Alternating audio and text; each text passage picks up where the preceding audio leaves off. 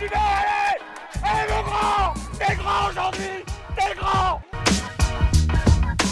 Guardo Ballan, questo è l'attacco buono, titola grande Alessandro Ballan. Ah, he takes it, joy for cycling fans. Place au débrief. Vous n'avez pas le temps de suivre l'actualité cycliste? Pas de problème. Dossard 13 est là pour vous résumer ce qu'il s'est passé dans le monde de la petite reine en moins de 20 minutes. News en bref, résumé des compétitions, perf de la semaine ou encore mini débat, ne manquez rien. Bonjour à tous, bonjour à toi Guillaume, comment ça va aujourd'hui? Bah ça va super, très heureux d'enregistrer après 3 semaines de pause dû au calendrier peu fourni. À la fois peu fourni, à la fois assez dense comme on le verra après. Ouais, sur les 2 dernières semaines, beaucoup de courses, mais là on rentre vraiment dans le vif du sujet. Là, il y a déjà eu les premières courses très importantes et franchement, je suis hype au maximum. Bah là, à l'heure où on l'enregistre, on sort du week-end pavé, enfin du premier week-end pavé de l'année où on a vu un joli homelop et une belle Kuurne Bruxelles Kuurne, donc c'est sûr que ça fait plaisir. On a vu aussi 2-3 autres petites courses. Donc non, vraiment là, comme tu l'as dit, on rentre dans le vif du sujet. Il y a bientôt Tirreno, il y a bientôt Paris-Nice, il y a bientôt Milan-San Remo, et surtout les Strade Bianche. Donc vraiment hâte, on rentre vraiment dans la plus belle période de l'année, selon moi bien sûr. Ah là là, le fait de revoir les premières courses pavées là, j'étais heureux. Là franchement, j'ai hâte et là jusqu'à mi-avril on va être gâtés. Je te propose qu'on commence par les news en bref.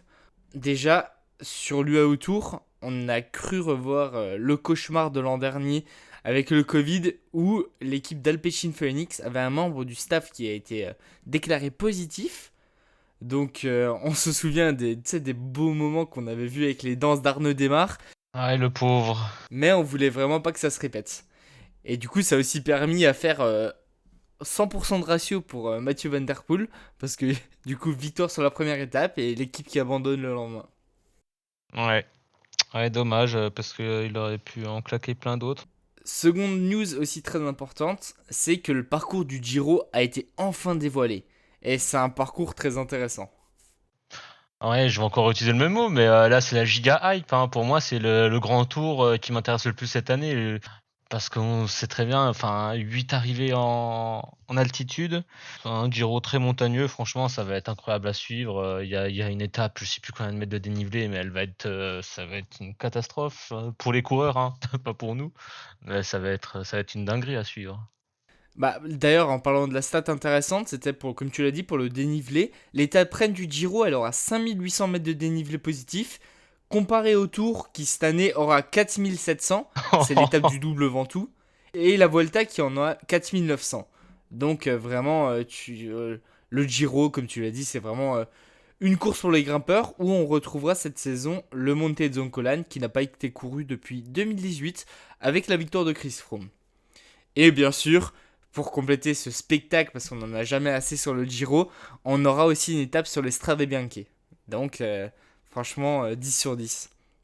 Et d'ailleurs, notre Thibaut Pinot National a déclaré que c'était pour lui un parcours alléchant et qu'il espérait bien sûr être à 100% parce qu'il y avait vraiment de quoi s'amuser avec les 10 étapes de montagne et que bien sûr ça a été un parcours assez bien construit avec un prologue et un chrono final qui lui paraît très bien à son goût quoi. Oui, et puis même s'il n'arrive pas à revenir à 100% de ses capacités à cause de son dos, je suis sûr que au terme de ce qu'on a vu là dans ces quelques semaines de course, peut-être qu'il pourra jouer la gagne sur quelques étapes, à voir comment ça va se décanter d'ici le mois de mai. Et du coup, pour finir, on va dire sur cette news du Giro, on a aussi la news de Remco Evenepoel qui ne fera aucune course avant de débuter le Giro. Ce qui est quand même un choix assez surprenant et... Oui, forcément, quelques doutes, mais vu le crack auquel on a affaire, ouais, il sera en manque de rythme, donc jouer le général, à moins d'un truc de fou, alors il pourrait bien aller nous chercher quelques étapes, hein. Mm. Je te propose qu'on passe directement au débrief des différentes compètes qu'il y a eu depuis mi-février, où il y a eu pas mal quand même de courses. Je te propose qu'on passe rapidement sur la petite classique qu'il y a eu en Espagne, assez rapide. Ouais, alors première course, la Classica de Almeria. Une épreuve où l'arrivée au sprint est une tradition. 2021 n'a évidemment pas dérogé à la règle. Il y a eu beaucoup de chutes. D'ailleurs, c'est dommage parce que dans ces chutes, on a retrouvé pendant quelques kilomètres un Cavendish qui aurait dû être leader, qui semblait bien en jambes. Et là, dans les 10 derniers kilomètres, ou même les 15, je sais plus, je vois Mark Cavendish problème de mécanique. Je t'avoue que j'avais plus envie de voir l'arrivée. Cavendish, on verra, il aura peut-être pas d'autre occasion tout de suite d'avoir le rôle de leader. Donc bon. Et ce qui permet, entre guillemets, à ouvrir tout simplement le compteur de victoire de Giacomo Nizzolo pour cette saison. Vraiment, un sprint tout en puissance. On a vu clairement qu'il y avait personne qui pouvait le battre, quoi. Tout simplement sur cette course. Non, non, franchement très solide et imbattable sur cette course. Alors, on va rentrer directement dans le vif du sujet. Le Tour de la Provence. Le Tour de la Provence, où on a vu un florilège de la Deceuninck Quick-Step, avec 2 victoires au sprint pour Davide Ballerini sur les 2 premières étapes. Une première étape où on a vu aussi un Julien Alaphilippe en grande forme pour sa reprise, où il part avec Ciccone et Moscone à 70 km de l'arrivée. Et du coup, on l'a vu vraiment aussi très costaud sur les pentes du Mont Ventoux. On s'attendait peut-être à un Julien, peut-être pas dans les meilleures conditions ou en difficulté face aux meilleurs grimpeurs. Et au final, c'est lui qui a tenu tête aux 2 coureurs de l'Ineos, Sosa et Bernal. Ouais, très costaud évidemment. Sosa très très solide en montagne. On sait que c'est un pur grimpeur. Enfin, en tout cas, il grimpe mieux qu'à la Philippe. Mais franchement, Julien face aux 2 Ineos, très très costaud. Hein, parce que il est quand même dans la roue avec Bernal jusqu'à presque l'arrivée, quoi. Donc suivre un Bernal, chapeau. Et il dépose on va dire des purs grimpeurs comme Ciccone ou Woodpools. Mais après, c'est sûr, il faut pas s'en blâmer. Ça reste un col de début de saison. Oui. Mais ça fait quand même plaisir de voir un Français rivaliser avec un vainqueur du Tour de France. Oui, et surtout, comme les débats qu'il y a pu avoir ces dernières années, mais est-ce que il n'a pas orienté peut-être la fin de sa carrière, ou en tout cas la deuxième moitié de sa carrière, sur les grands tours? Je veux dire, est-ce que son tour 2019 ne lui a pas donné des idées? Est-ce qu'il tenterait pas d'ici, peut-être pas dès cette année, mais dans les prochaines années à venir, de gagner un grand tour? Ça pourrait être une possibilité pour lui, hein. Et moi, sur les 2 autres coureurs que j'aimerais faire aussi un petit focus sur le Tour de la Provence, sur cette étape en tout cas du Mont Ventoux, c'était d'ailleurs son coéquipier Maury Van Sevenant, qui termine 7ème pour sa première, on va dire, vraie saison, parce qu'il a quasiment pas couru en étant passé pro l'année dernière en août, et Matteo Jorgensen. Pour moi, il a fait un Tour de la Provence XXL, le jeune américain de la formation Movistar. Je pensais pas d'ailleurs qu'il montait aussi bien. On l'a vu chuter sur la 2e étape au sprint. Et surtout sur la 3e étape du Chalet Reynard, on l'a vu terminer à une 12e place assez prometteuse avec les meilleurs grimpeurs, hein. Et pourtant, c'était plutôt un coureur qui était habitué, on va dire, plus, je dirais entre guillemets, des classiques pavés, mais dans le sens, si il a des bonnes capacités sur les contre-la-montre, s'il arrive aussi à bien grimper, ça peut être un client pour les grands tours à l'avenir, parce que je crois qu'il a seulement 22 ans. Un sacré gabarit, hein. 1m90 pour 65 kg, c'est pas un grimpeur de poche, lui.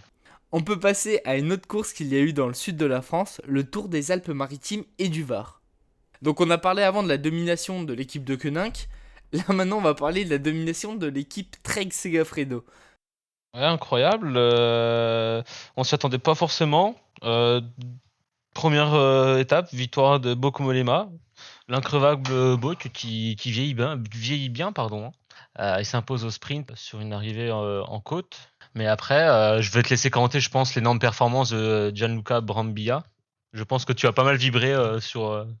Je reviendrai plus en détail après, mais oui, pour moi, il a fait une étape juste dingue. Une étape d'ailleurs où on a vu les Groupama FDJ tenter un scénario de course vraiment incroyable. Surtout qu'on les a vus attaquer à 3 dans le final. Mais malheureusement, comme David qui a passé le petit coup de gueule à l'arrivée, à quoi ça sert de mettre 3 coureurs dans les 7 premiers si tu gagnes pas? Enfin, on retient pas non plus le 4ème du Tour des Alpes-Maritimes et du Var, mais après, ça reste quand même de bon augure de très bonnes préparations pour les prochains objectifs, dont Paris-Nice. Oui, tout à fait. Et, on en a pas parlé vite fait, mais la deuxième étape avec la grosse victoire de Michael Woods. Moi, je voulais quand même mettre un petit mot aussi sur la belle échappée de Clément Berthet.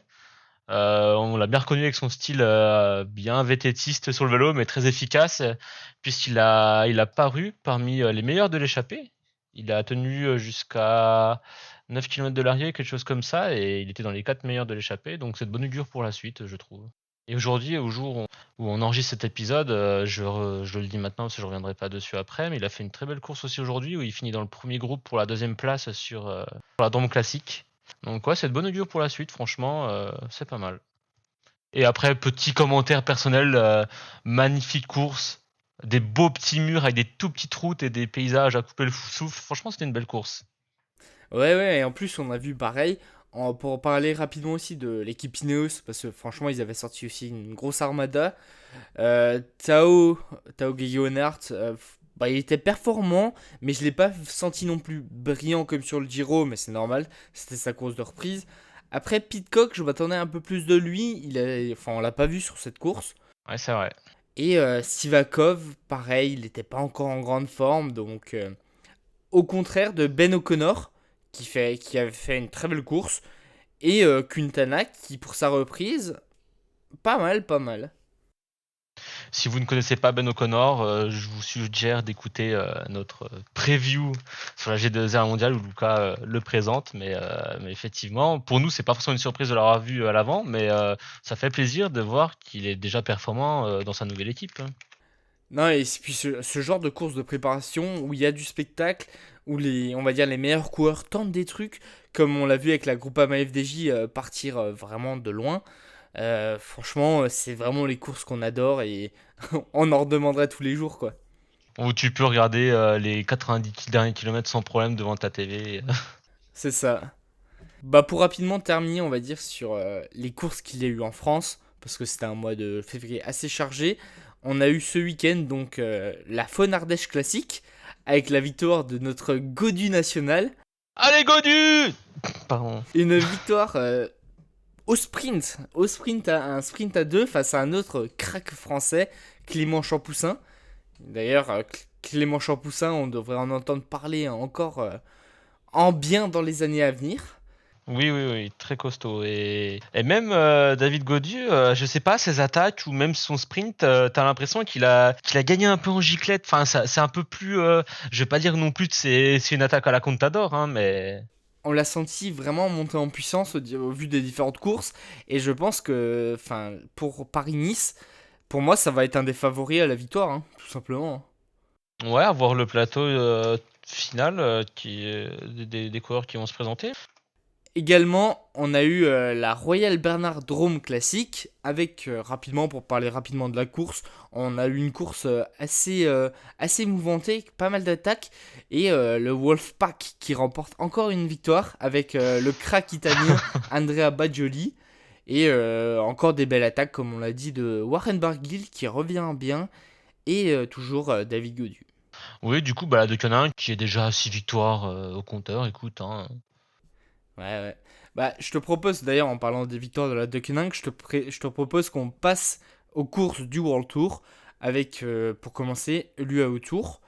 Donc, déjà, moi, on va dire, pour taire les critiques, entre guillemets, du Tour des Émirats Arabes Unis, pour moi, en tout cas, c'est une des courses qui me plaît le plus, mais dans le sens où, en fait, c'est une course assez complète où on a le droit à des bordures, on a le droit à des arrivées au sprint, on a eu le droit à un joli chrono, et on a eu le droit à 2 arrivées au sommet où on a eu une belle bataille.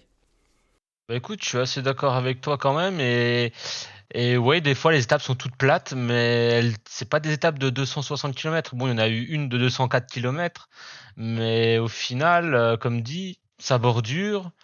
Et non, franchement, j'ai bien aimé la suivre aussi. Et même pour les coureurs, ça va être un peu plus agréable de courir en cuissard court. Non, mais après, comme on a dit, Mathieu Van Der Poel qui gagne la première étape au sprint, il y avait des bordures tout du long.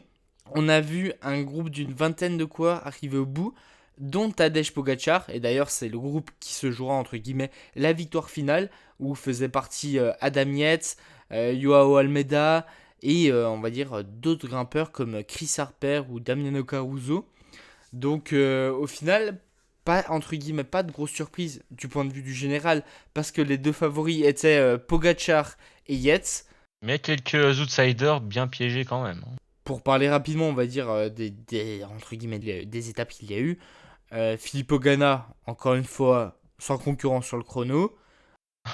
Oui. On a Tadej Pogacar qui fait un joli chrono, on va dire, qui confirme le chrono qu'il avait fait sur la planche de Belfi. Donc, entre guillemets, c'était pas non plus une surprise. On a eu un joli duel donc entre Yates et Pogacar au sommet du Jebel Afit, où on a eu des belles surprises sur les deux étapes de montagne, comme la 2 fois de 10e place de Geoffrey Bouchard, qui on va dire, qui se bat avec les meilleurs grimpeurs mondiaux. Et encore une fois, comme tu l'as dit, la double victoire de Sam Bennett au sprint, qui prouve qu'il est tout simplement le meilleur sprinter du monde, quoi. Oui, actuellement en activité, tout à fait. Comme on l'a dit, ça reste une très belle course de préparation. Et puis en parlant entre guillemets des papis du peloton, Froome qui revient petit à petit, il y a quelques éclaircies, au contraire de Alejandro Valverde qui, on va dire, j'ai l'impression qu'une fois qu'il avait acquis son titre de champion du monde, qu'il a vraiment, pas entre guillemets régressé, mais mentalement, la tête n'y est peut-être plus, il a peut-être plus autant l'objectif comme s'il était jeune, tout simplement, quoi. Après, quelques révélations quand même, avec David Decker qui s'invite dans le World Tour par la grande porte. On l'a vu dans les sprints, il va chercher des deuxièmes places, mais sans forcément avoir de poisson pilote, il s'est débrouillé tout seul et c'est de bonne augure pour la suite. Et encore chez la Jumbo-Visma, un nouveau crack en montagne peut-être. Et Jonas Vingegaard qui remporte une belle étape, qui va récupérer Lutsenko à quelques centaines de mètres de la ligne d'arrivée. Et du coup, pour finir, on va dire, ce débrief des compètes, on parle des 2 courses qu'il y a eu en Belgique. Donc pour l'Omloop, on a eu le droit à des belles attaques, dont celle de Julien Lafilippe, ou encore celle de Moscon dans le final. Et finalement, ça se termine au sprint. Sénéchal qui emmène parfaitement Davide Ballerini, qui vient l'emporter. Et comme on l'a dit, gros début de saison de l'Italien, qui décoche du coup sa 3e victoire. Et je te laisse peut-être présenter l'invité surprise sur la 2e place. Ouais, Jake Stewart, on l'a vu tenir sur les pavés et décrocher une 2e place en World Tour. Donc franchement, chapeau. Et on finit avec Kuurne-Bruxelles-Kuurne, course essentiellement marquée du coup par l'attaque de Van der Poel à 85 km de l'arrivée, quelque chose comme ça, à quelques kilomètres près. Ça va se terminer finalement sur la victoire de l'ex-champion du monde Pedersen, qui n'en finit pas de faire fermer des bouches. Enfin. Et après, on a vu Coquard et Rousseau assez malchanceux. Rousseau qui chute après un virage, il me semble, il part à la faute. Et après, Turgis, c'est encore une fois de très bonnes sensations parce qu'il va chercher une 2e place très prometteuse. Donc, je pense que c'est un des meilleurs leaders de la Direct Energy actuellement et il va falloir le blinder. Hein. C'est sa dernière année de contrat. À mon avis, ça va beaucoup discuter intersaison l'an prochain. Donc, bon. Mais sinon, oui, merci à Van Der Poel parce que sans son attaque à 85 km de l'arrivée, on sait que Kuurne, il me semble que le dernier secteur pavé doit être à 40 km de l'arrivée, quelque chose comme ça. Donc, il a tenté et une belle course de mouvement encore. Et pour finir, on a eu le droit aussi à un championnat national, celui de la Nouvelle-Zélande, avec la victoire enfin pour George Bennett. Je te propose qu'on passe à notre partie la perf de la semaine. Donc Guillaume, pour toi, quelle a été la perf de la semaine ? Pour moi, en termes de perf, ce qui m'a impressionné, c'est quand même Mathieu Van Der Poel. Certes, ça n'a pas été une victoire, mais le gars est parti à 85 km de l'arrivée. Dans le peloton, il a presque roulé tout seul. Évidemment, quand tu vois Van Der Poel qui te rentre dessus à 85 km de l'arrivée et qui a envie de lui prendre un relais, sûrement personne, hein, parce qu'au sprint, il te dépose, dans les pavés, il te dépose, dans les monts, il te dépose. Donc, Asgreen qui s'est sacrifié pour reprendre Mathieu Van Der Poel à 1,5 km de l'arrivée. Donc, ça fait quand même 83 km d'échappée à rouler à bloc, ou en tout cas fort. Donc, grosse perf. Moi, je suis très content. On va le voir ultra performant. Bon, c'est pas une surprise, hein, mais on va le voir ultra performant sur les pavés. Et j'ai hâte de voir les coups qu'il va nous réserver. Surtout sur Paris-Roubaix, petite attaque à 50 km de l'arrivée, quelque chose comme ça, on va se régaler. Avec un Wout van Aert dans sa roue, ça va être cool. Ouais. Alors moi, sans surprise, j'ai pris celle de Gianluca Brambilla, parce que pour moi, ça a été vraiment sensationnel son étape. Bah déjà, rien qu'avec... en fait, toute l'étape du début jusqu'à la fin, elle a été, on va dire, dans les petits cols des Alpes-Maritimes. On a eu le col Saint-Roch, le col de Bro, le col de la Madone qu'effectuait toujours Lance Armstrong ou notre Chris Froome plus récemment. Gianluca Brambilla, entre guillemets, a su profiter on va dire, du travail incroyable de la Groupama FDJ pour aller au bout et de déposer Valentin Madouas dans la montée du col de Nice. Ah, qui a totalement explosé. Franchement, entre guillemets, je m'attendais pas non plus à ce qu'il soit à ce niveau-là, Brambilla, parce que la saison passée, on va dire, il l'avait fait surtout en tant qu'équipier, et là, il a quand même 33 ans, et vraiment, il a mis tous les petits jeunes d'accord.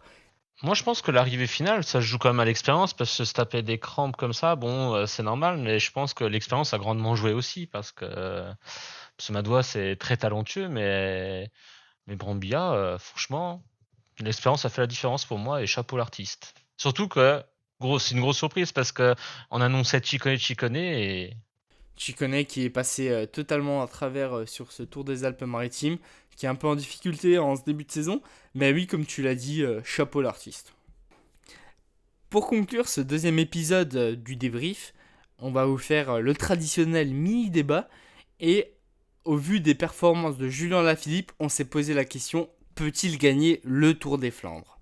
bah, pour moi, la réponse, je pense que pour toute personne qui a suivi le vélo, c'est oui, il peut la gagner. Après, ça va dépendre des faits de course parce qu'on sait à la Deceuninck, il y a 6 personnes capables de le gagner au moins. Donc leur point fort, ça sera la tactique avec autant de talent. Est-ce que ça va profiter à la Philippe sur cette course-là? À voir. Mais pour moi, la réponse est oui, il peut. Après, il y a quand même Mathieu Van Der Poel et... Il y a Wout van Aert. Mais on se rappelle de cette image à la fin de saison si particulière qu'a été 2020 où ils étaient les 3 réunis et chute de Julien. Donc on demande que ça, à revoir une sorte de revanche, on va dire, sur les pavés. Mais pour moi, la réponse est oui. Je te suis, moi, dans ce que tu as dit, parce que pour moi, on va dire, il a les jambes et le talent pour le gagner. Après, le problème, c'est que c'est une classique du Nord, et il peut se passer tellement d'imprévus. Là, on va dire, si la course était le week-end prochain, je dirais, c'est lui qui va le gagner. Après, le problème, c'est que c'est un peu plus d'un mois. Tu as des coureurs comme Sagan qui n'ont pas encore commencé leur saison. Ouais, t'as du beau monde qui doit encore monter en forme. Après, c'est sûr que j'ai peur qu'il ait la pancarte et qu'il se fasse enterrer. Même si pour moi, Mathieu, enfin, il a le champion du monde, donc t'as forcément la pancarte. Mais pour moi, Mathieu Van Der Poel et Wout van Aert ont la giga pancarte. À peine plus qu'à Julien Alaphilippe, tu vois. Mais non, mais oui, mais c'est sûr que ça va être une belle course à suivre. Moi, je pense que Julien, il a les jambes pour gagner le Tour de Flandre. Et c'est tout ce qu'on lui souhaite, tout simplement, parce que si, en plus, par exemple, il va décider de vouloir le gagner, il le fera avec la manière. Il va pas attendre les 10 derniers kilomètres ou le sprint pour imposer sa bonne pointe de vitesse. Il va tenter le vieux Cormont ou... Oh oui. Franchement, j'ai hâte. Et j'ai vraiment hâte de voir le Tour des Flandres parce que c'est vraiment une des plus belles courses de la saison, quoi. Oh oui. On va préparer les pop-corn et on va se mettre bien. Bah écoute, je pense qu'on peut finir sur les courses à venir. Un beau petit programme. Le prochain épisode, tout d'abord, sera le 17 mars, juste avant Milan-San Remo. Et donc, juste avant, on débriefera sur le Samin. Ensuite, on débriefera sur l'Egualia, les Strade Bianche qui vont arriver très vite, qui sont le week-end prochain. GP Industria, Paris-Nice et Tirreno Adriatico. Donc, encore des réponses à venir et de très belles courses. J'ai hâte. Et on se quitte sur une bonne nouvelle. Il annonce de la pluie pour les futurs Strade Bianche. Franchement, ça s'annonce déjà comme une course assez épique. On espère avoir été assez complet. Si cet épisode vous a plu, n'hésitez pas à vous abonner au podcast. C'est tout pour Dossard 13. Ciao ciao. Ciao.